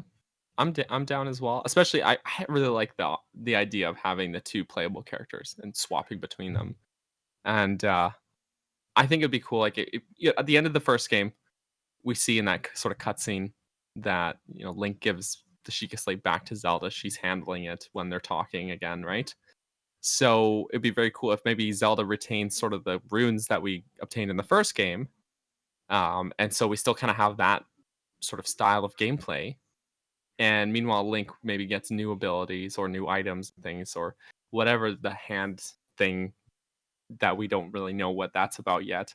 It gives Link some new abilities. So we still have, like, basically still carrying over the abilities we got in the last game, and then being able to bring some new ideas, new abilities in with Link. And yeah, and then having the two characters who play really differently from each other. Maybe Link can climb things Zelda can't, or something like that, or maybe she just doesn't want to. I don't know. Let's just call it The Legend of Link. Have him get captured and just play as her the whole time. Sure. Hand grabs him. She falls down. There you go. Yeah. So there's a lot of cool potential here. It's very open-ended, but yeah, if they do make it a co-op sort of experience, don't make it just slide that Joy-Con off and hand it to your pal, and now your guys are both playing Zelda. Because, I mean, you could do that, I guess, but there's not enough buttons. There's not enough buttons, guys. I need of my full controller. You're just gonna have to get another controller for this. It goes on rails at that point. You just swing it around to move the sword. That's it. There you go. Swing the whole Switch around. Alexis in the chat says it's the hand from the toilet. The one that's on Ganondorf. It's got to be the hand from the toilet. Yeah. No, it's Tingle's ghost hand tickling the corpse. Oh my God. This went a direction I was not nor prepared for. So, Josh, were you able to find a question in the chat or the Google Doc? Let's see here. There are lots of questions in the Google Doc. Yeah, in the Google Doc. Let's go back to that one then. Let's here we go. Let's see here. There's some that are very old. Some fresh ones near the bottom. Just so you know. The fresh ones are near the bottom. Good. Oh yeah. Good to know. Good to know.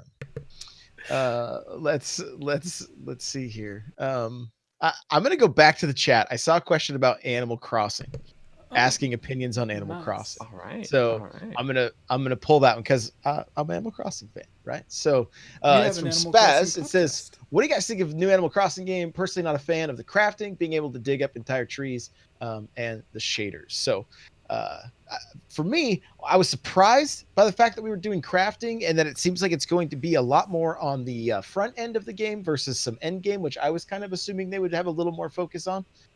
And I'm okay with it. Like, the thing with Animal Crossing is I play it so much, I always run out of stuff to do. So the longer it takes to get stuff the way, to get it up to full capacity, I'm down. And there were so many other things that really excited me, like decorating side and things like that. Like, I can't wait. And I think, based on like the size of the map that you can see is massive, and just just so much, like seeing it in HD, like I'm pretty excited about Animal Crossing. So, and digging up the entire trees, I could see where that would kind of be that could kind of bug some people. But when I realized that means I could easily plant that tree back somewhere else, that was actually like, wait a minute, because I like to go for the perfect town, and so you've got to count spaces. You've got to make sure that each tree is spaced perfectly. If I could just dig them up, and without having to try to grow another one, sign me up. I'm all about it. All right, Daniel? I like it. I've never Animal Crossing, so I can't speak to the subject all that much. People are gonna hate me. Twitter's on fire again. First it's the tree. Now I'm waking up angry tomorrow. No, all the comments on this video is going to be like, you don't like Majora's Mask. You don't care about the tree not looking good. You don't play Animal Crossing. Do you not care about anything? But actually, no, the crafting looked dog looked at the cool. dinner table, and his house is burning down behind him. He's like, everything's fine. This is fine. Yeah. It is. The tree is fine. But the crafting actually looked pretty neat. I don't see an issue with having more things to do in a game like that, because it's one of those games where potentially you could be putting a lot of time in over the course of years, right? So why not put more to do? If that means being able to build things in that sort of crafting setting, then sure. I think Animal Crossing is a good fit for it. People were sad it wasn't in Zelda. Why not put it in Animal Crossing? So, and I'm not sure it's going to last the entirety of the game. Like, I think we'll have the ability to craft some, but I think early on it's important because you're making your tools, you're making a lot of things. The game is, if it doesn't get to a point where you're just buying goods again, I'll be surprised. Right? Like, so I think it's just stuff that we're going to be doing early on that just gives us, it's like before all you did was start the game, fish, collect bugs, and, collect fruit to pay your debt off. Now it's like, wow, now you're actually like building something if you want to, and going collecting different, pieces of wood to be able to build this or that. So, I mean, I trust them, right? Like, this game's been in development for quite some time. it's in good hands as far as I'm concerned, and you know, I know I'll make the most. It's my New Leaf is my most played game on my. So, wow. All right. Yeah, I know. Are you surprised by that? Be honest. Nah. maybe. Like over Mario Kart? I don't know. It's over Mario Kart. Yeah. All By right. All right. I think like 75 hours. So. Like that's your total playtime on that, or? Oh no, it's 300. It's 75 hours over Mario Kart. Uh-huh. Oh yeah. Wow. I'm afraid to show you my playtimes for Zelda on my Switch. Are they more than my Mario Kart? That's the question. On Switch. That's a good question. I don't know. About 400? Oh, no, it's more. The thing about 740 hours onto Breath of the Wild. Wow. Dude, that's amazing. You are on the right podcast. You might say I liked the game. we were going to make a video at E3, but we kind of didn't have time for it. It's kind of long to get into, but I'll send you the basic description of it, but it was a hilariously stupid video. Mm-hmm. It was going to be great. It had a lot to do with me playing too much Breath of the Wild. Yeah. So with just you sitting on the stairs and like all the places at E3 instead of enjoying anything. Something just playing Breath of the Wild. Zelda. Don't talk to me. But with Animal Crossing, the thing I'm looking forward to is exactly how much I will be able to go to my friend's town, where they will be able to come to mine, and we terrorize each other's town just by like ruining things. Oh, that's good. Remind me not to invite you over to my perfect town. He's gonna dig up all your trees, man. Like, if I catch somebody running in my town, they're gone. Like, do not run through my flowers. Yeah. Like, it's like that woman from Breath of the Wild. Don't step on the flowers. Yep. Yeah. I don't mess around when it comes to the flowers. Nice. What is it? Doesn't have Korok seeds. Oh, Breath of the Wild 2. They don't want Korok seeds. Oh, Animal Crossing has Korok seeds now instead. Yeah. No, so Daniel, they took it out of Zelda. Pick our final question for the podcast. Our final question. Yeah. Actually, is gonna come from. Let's see, actually, there was a good one. There was a good one from the Discord. Mm-hmm.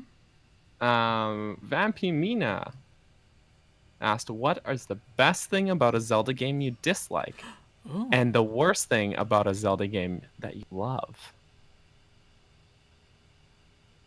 It's a hard question. So a bad thing from a Zelda game that we love, and a good thing from a Zelda game we hate. Yeah. Mm-hmm. Now, I don't know if I hate any Zelda game. Even Zelda 2. I don't think I would say I hate. The game frustrated me at times, but I got one. I got one. Right. I loved A Link Between Worlds. I mean, hate's a hard word, but I disliked the ability to rent the items and break the. I disliked that. I agree with that. It made the game it just made it too easy, and it took away the sense of exploration. Yeah. Okay. There was no huge like surprise or sense of achievement once like you go into a dungeon and there's some stuff that you can't do, and then you fight the mini boss, you beat the mini boss, you get the item. Now you can go back and do the stuff that you've seen earlier. There was nothing really like that. It was just like, oh, you have the item, the dungeon's completely open, go for it. No, I'll even argue against my. You could play the game without renting the stuff, and then you'd have that ability. But I don't even. Time. You would. Yeah. But that may fix that. Fix that. All right. Sure. And do you have something that you love about a Zelda game? Yeah, about a Zelda game that you hate. If you hate one. That I love or dislike. Game that I hate. Hate's a strong word. I'm having a hard time. I think this applies. I loved Phantom Hourglass, but I gotta say the game I hate. I disliked the Spirit Tracks, but I what? Really All right, we're never. I disliked how I stopped playing it because I'm like, oh really? I'm literally going in a lot. Like I'm stuck to these tracks. I can't get off these tracks. Mm-hmm. I used to be able to go on the ocean and go where I wanted. Now I have to go where the train takes me. I'm annoyed by this. Okay. Okay. See, I felt the opposite. I felt that the tracks were more refined, than like the controls on the boat for Phantom Hourglass always bothered me. Just like trying to go, I can draw a straight line, so my boat's going in the ocean like. It's a bad time. Lineback, he's a sailor. He's getting seasick in the back. So okay. But anyway. All right, this is a hard question. I'm like digging. It is like, a hard one, and it's not that I hate, Spirit Tracks. It's just I know I didn't finish it because I got annoyed by that fact. Mm-hmm. But yeah, I don't.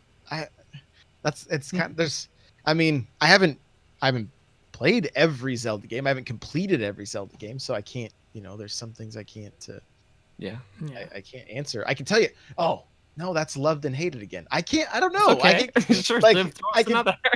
Like that little elf in the beginning of Ocarina of Time that wouldn't let you go past everything. Oh, he was so angry. Like I just wanted to chop that guy up.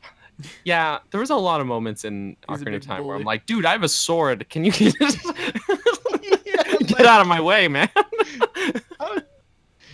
Your angry face versus my sword is not going to be. It's not going to end well for you. Even when you're an adult and you're running through the Lost Woods, he's like, "No, can't let you through unless you know a song." It's like, what's that going to help? It's like, dude, he's half your height. Just like move him. Just pick him up and move him. It's like when you were 7 years old, you literally killed a giant fire-breathing Dodongo. You're an adult now. This kid's going to stop you? No, tie that kid to a Epona and just make him ride around the field. Just make him. Send her out. Bye. I'll call you when I'm done. What about you though, Daniel? Okay, so a thing I like about a Zelda game that I dislike, probably it is hard. Okay, so Phantom Hourglass is not necessarily a game I dislike, but it's on the bottom of my Zelda list, just because I think pretty much every other Zelda game has a little bit more to offer. But I really liked some of its item usage was really unique. And the way, in particular, they use the grappling hook in that game is very creative.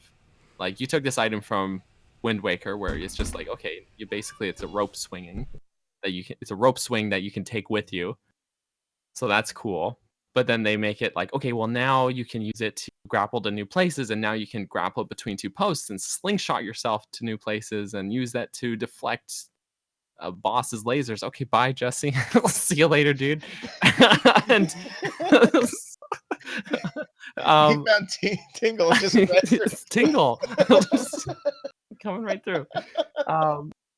So anyways, I wouldn't say I'd hate or even really dislike Phantom Hourglass. It's just definitely, it's on the bottom of my list, but that's something I really like about the game. It's just very creative in that sense. Something I disliked about a game that I love, not at the top of my list either, but Skyward Sword is a Zelda game I really liked. But you know what I did not like? Motion controls. Dowsing. No, actually I'm fine with motion controls. Dowsing, man. Dowsing kills me. It's like, okay, now you're like tied to a little radar. You got to point your sword to and like follow the beeping, Where's the sense of exploration if you literally just follow the beep? Right. Yeah, like why is the Master Sword a metal detector? Like what exactly? Why do I feel like a dad on the beach right now? Like it's not the adventure I was looking for. No, like they could leave those portions of the game where it's like, yeah, you have to find this item or something. They could leave that in there and take out the dowsing, and the game would be better for it because you're actually having to search and explore for whatever it is you're looking for.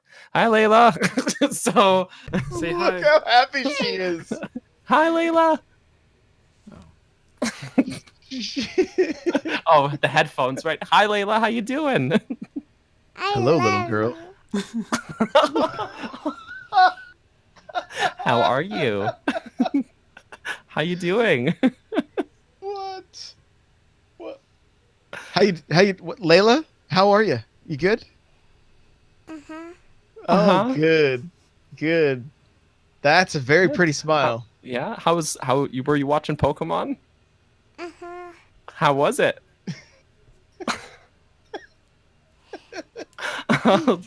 Jesse, my heart can't handle it. She's so cute.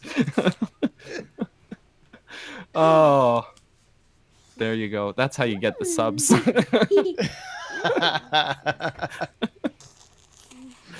Oh. Where do we even go from here? Like, I don't know. How can we hate anything now? There's so much. Can't. There's just so much. Cute What does she podcast. think of the tree texture? I don't know. So the thing that I would, since Daniel mentioned Phantom Hourglass, I would go with if I think a lot more people would enjoy Skyward Sword if it didn't have the motion control. I think it has a really great soundtrack, a really great story, some great dungeons and everything, great puzzles. But the motion controls, I think, is something that kept a lot of people from playing it. And then the thing about the Zelda game that I dislike, that I like, is I would say. Did she just lick your Switch? Did you lick it? Did she? I think she did. Don't lick it. Don't lick it. Don't lick the Switch. Or the cartridges. Definitely don't lick the cartridges. That was a thing. People were doing that. And then a thing about... No, so the Skyward Sword thing was the thing that I disliked about a game that I loved. So something I liked from a game that I disliked would be... It's a hard question. I like picked a hard one. switching back and forth between Link and Zelda and Phantom Hourglass, right? Or no, that was Spirit Tracks. Yes, that was Spirit. Tracks. Y'all both don't like Spirit Tracks. I'm so I like it more than heartbroken. Phantom Hourglass, but it's the same, like the same reason a lot of people don't like Skyward Sword because of the motion controls. I think those games would have been a lot better if traditional controls were optional. So that would be mine. So Daniel, pick your last question to end it. Last question. Okay. Well, last question should probably go to. This comes from Amanda, who is a Patreon supporter. Yeah. So, if anyone's watching, if you guys are like, hey, I threw in my question like 6 years ago, and you guys never got to it, because we have so many questions. So I'm putting the plug in here. If you guys want to guarantee your question gets answered, check out Patreon, because we'll make it happen just for you guys, because you're special and we love you, and we love everyone, especially Layla. So, but Amanda asks, recently watched your biggest mysteries of Ocarina of Time video. What do you think the biggest mysteries of Breath of the Wild are? So I'm just gonna go ahead and jump in. It's the Zonai ruins. All this not just the area called the Zonai ruins, but all of the ruins that sort of fall under that category, like the Zonai race. There's a bunch. The labyrinths as well are among them. What? Who are these people? Who are these Zonai people? Where did they come from? Where did they go? Yeah, etc. Don't finish the song. And so I was like, "God, Joe! Don't do it! God, Joe! Don't do that to me. You can't throw that softball and then not expect me to go, God, Joe! Oh my gosh! But yeah, that's my big mystery. Daddy? What about you, Josh? What's your big mystery in Breath of the Wild? It's been 2 years since I played that game. That's my biggest lots of mystery time to is soak up a good mystery. why I haven't gone back to it. That's my biggest mystery. That's a good question. I've gone back to it. Why haven't you? Because I talk more about games than I play them. That is like that's the truth. The truth. I stream Mario Kart on the regular right now. I did Smash for a while, and now I don't. It's hard to go. Once I got as far as I liked. I really enjoyed it, and I'm sorry for your. I hope this doesn't change your Patreon It's fine. Amanda, unsubscribe for Patreon. I'm so sorry. Sorry, Amanda. There was no great mystery left for me. Oh no. Maybe why is there 900 Korok seeds I have to find? How about that? Is that a good mystery? Why? That's great. That is a good one. That bug is falling on me. Why is the reward for getting all 900 not something amazing? That's the question. Because if you go through and get all 900, you should get more than like the golden poop. Oh yeah. You should get more than that. Is that a funny word? Golden poop. Yeah. What? When you get all 900 Korok seeds, the giant Korok, he gives you a piece of golden Korok Daddy, poop. I can climb on them. That's So, your reward. You put it up next to Ganon's sword in your house, or Daddy. No, for some you can't reason do anything it with it. allows you to have a longer sword beam. Neat. I don't know why the golden poop allows you to do that, but it does. That's a mystery. Daddy. There you go. Why doesn't Link hoard all the golden poop? He's like, he just goes around to all 900 Koroks and is like, hey, if you have any more of that. Okay, here's my question. Hestu tells you that he Should I needs climb Korok up seeds. Mystery time. He needs the Korok seeds to put in his maracas, right? Why is he keeping poop in his maracas? Maybe That's a pretty good mystery. Hestu has some serious problems. There's so many things you could put in your maracas. these must be really dense seeds. They must be. They're hard as rocks. Yeah. They- This is another great mystery. Wow. This is- We're gonna unlock the truths of Breath of the Wild tonight. We have another hour. Let me get onto Reddit here. We gotta get to the bottom of this. Daddy, I wonder what's inside the treasure chest. I want to know what she's playing, Jesse. Ukulele. Nice. They Resident sent Evil. us the code the other day. It's a Resident Evil. Which one? Daddy, 4. Oh, the best one. Oh, it's my favorite. That's my favorite. My How's real Outlast, Layla? Outlast? No. No.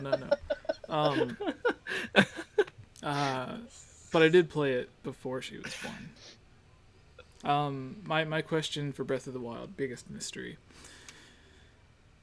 Why? No. no. So in game, if you pay attention to the actual lore, the Zora seem to just come in from nowhere, and it doesn't really say why.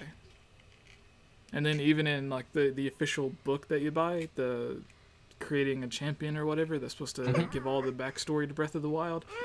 It has like Princess Ruto became a sage or whatever, and then a huge gap of nothing, and then so that would be mine. In fairness, a lot of the races sections have pretty big gaps in it like that, but still a mystery. It just means it's one of many. Too many mysteries. Not enough time. I think the other mystery is, why did everybody love that prince so much? Sidon? Why wouldn't you? He's a hunk. He's a hunk. He's a hunk, but he believes in you. What's not to love? He's a hunk. Don't you want a big Goals. strong man to come up, wink and smile, and tell you that he believes in you? There's nothing I want more now. There you go. That's why everyone loves Sidon. Okay. All right. I can't believe this is like, I'm gonna sleep better than any other night tonight after this. This is so great. Just close your eyes and just imagine him just that I believe in you. I might open the amiibo just to see if I can get him to wink. There's a Sidon amiibo that I don't know Oh, about. Daddy. Well, the fish. I don't know. That's his sister, man. Oh, it is. It's in the cage back there. I don't know which ones they're. Oh no. I got him in the first run. Forgive me. Oh. I actually thought it was him the whole time. I didn't realize. Oh it was her. no. Yeah, It's her, I'm man. actually sad now. Oh no. I want. Yeah. They should be. There should be one. That's what I thought. Maybe there's a whole nother Zelda game coming out. It's not too late, Nintendo. Yeah, I don't know. It's not too late. Do they love Amiibo or not? It's hard to say. I love Amiibo.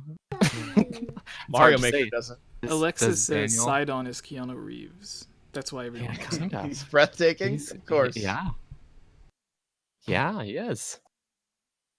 Josh, I see you got your 30th anniversary Mario Amiibo behind you. This isn't a mailbag question. I'm just curious if you say you got a case there. What kind of Amiibo collection are we talking here? Oh, I'm only missing the Mega Yarn Yoshi. That's it. All in box. Holy hell! Can I come to your house? Yeah, that closet right there. All well, there's some stacked up over here. When I was playing Smash a lot, a listener of the Smash Bros. Cast sent me this, and then I had to fight it. Like he trained the amiibo on this, and then I had to fight it on stream. So that was kind of fun.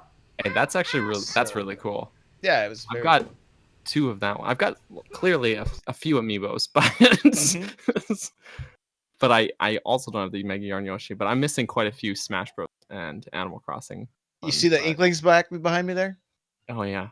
Oh, I see him. Oh, I see him. So this one I spent $100 on eBay for, which makes me sad. But it was $300 at one point, so I was glad to get it for $100.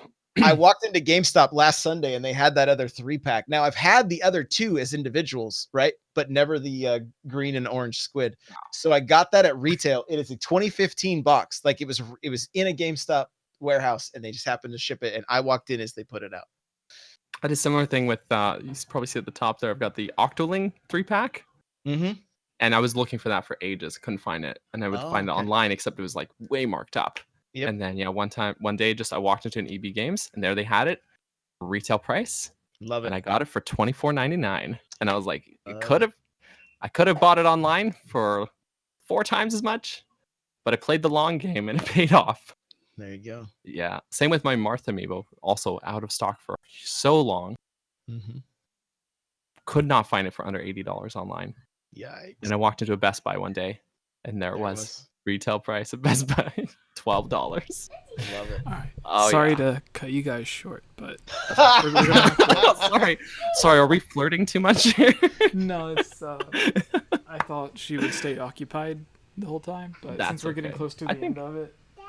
Anyways. I think we're pretty well at the end here. We've abandoned the mailbag. We're just now charming each other. Did everybody answer the last question? Yeah, I think so. All right. Yeah, we all got our weird mysteries. With that, Josh, go ahead and let everyone know again where they can find you. Yeah, everywhere online, guys. It's N64 Josh. Whether that be Twitch, Twitter, Instagram, Facebook, Snapchat, YouTube, it's all N64 Josh. Now, put out a lot of Nintendo content. Do you have an exclusive Snapchat for certain a premium Snapchat? If you go to my Patreon, there's a tier for my Snapchat. Is it a thirst trap? It's nothing but pictures of my beard at different angles.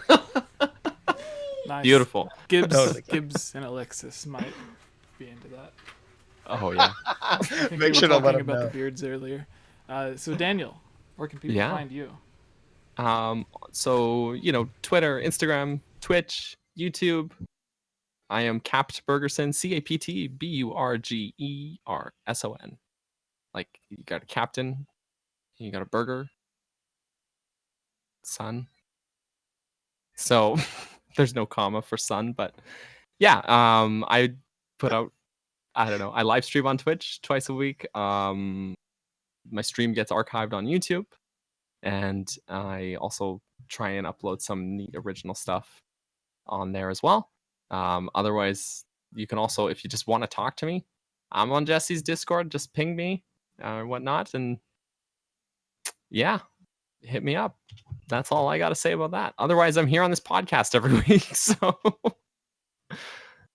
it's the best place to listen to my voice. All right, and who are you, Jesse? I can't make one. It's okay, Layla. I am Layla's father. No, I am that, and I am Game Over Jesse everywhere. Just as Josh. YouTube, Twitch, Facebook, Twitter, everywhere is / or at Game Over Jesse. feel free to follow me there, but please don't. Go follow Burgers Media and follow N64 Josh. They deserve it. No, follow this guy. He's a good guy. He's too humble. Too humble. And with that, thank you everyone for watching. All 40 of you, it looks like. I don't know how many are watching on Twitch, but thank you. Thank you, guys. To everyone who stayed past midnight, if you're on my coast of America. But if you're it's 9 Daniel, p.m. here, still so. yeah. All right, thank you all for watching, and with that, we are out. Daddy, Bye. Bye, everybody. go to bed now? That's what we're ending, so we can go to bed.